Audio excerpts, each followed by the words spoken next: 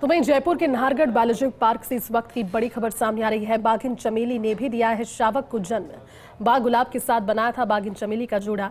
6 अगस्त 2024 को नागपुर के Gorewada zoological park से लाए गए थे गुलाब और चमेली। चमेली ने देर रात 2 बजे के आसपास एक शावक को जन्म दिया है। सुबह केयरटेकर की सूचना के बाद वन विभाग के अधिकारियों ने बढ़ाई है मॉनिटरिंग। नाहरगढ़ बायोलॉजिकल पार्क में अब बाघों की संख्या 16 हो गई है। 15 दिन पहले बाघिन भक्ति ने भी 2 शावकों को जन्म दिया था। तो नाहरगढ़ बायोलॉजिकल पार्क में लगातार ब्रीडिंग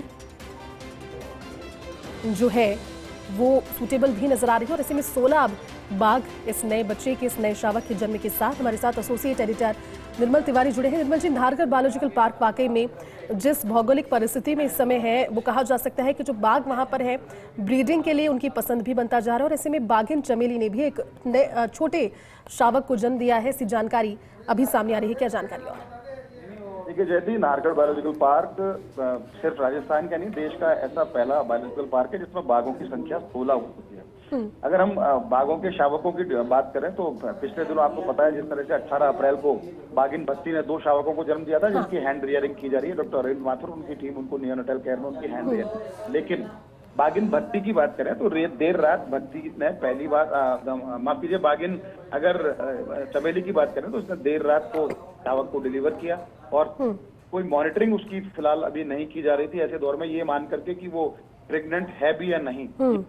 बड़ी भूल के तौर पर इसको देखा जा सकता है, क्योंकि पहले अगर वो प्रेग्नेंट थी तो उसको टाइगर सफारी में नहीं छोड़ना चाहिए था, क्योंकि उसके साथ कभी भी कोई दुर्घटना हो सकती थी। उसके बाद भी लगातार उसकी मॉनिटरिंग संजीदगी से नहीं की जा रही थी, लेकिन रात को उसने शावक को डिलीवर किया और उसके बाद सुबह जब केयर टेकर ने खोला वहां जाकर के करार को, तो उसमें देखा कि एक शावक के साथ वहां पर चमेली बैठी हुई दिखाई दी। उसके बाद उन्होंने तमाम सूचना दी वहां पर डीएसएफ जो अभी चार्ज देख रहे हैं ओम प्रकाश शर्मा, उनके अलावा एसीएफ देवेंद्र सिंह राठौर को बताया, शर्मा रेंजर को बताया, तमाम जो टीम वहां पर पहुंची। उसके बाद तमाम जो डॉक्टर अरविंद माथुर के द्वारा भी उसकी लगातार मॉनिटरिंग की जा रही है। लेकिन खास बात यह है कि लगातार यहाँ पर जो बाघिन है वो शावकों को उनको डिलीवर कर रही है, यानी कि एक बड़े ब्रीडिंग सेंटर के तौर पर, खासकर टाइगर के बड़े ब्रीडिंग सेंटर के तौर पर नाहरगढ़ बायोलॉजिकल पार्क को देखा जा रहा है। क्योंकि मेरे को ध्यान है 10 मई 2024 को सबसे पहले रानी ने 2 शावकों को जन्म दिया था और उसके बाद अगर हम बात करें तो उसके बाद ये सिलसिला चलता रहा। इस महीने 18 अप्रैल को जिस तरह से पिछले महीने जन्म दिया भक्ति ने 2 शावकों को, उसके बाद चमेली ने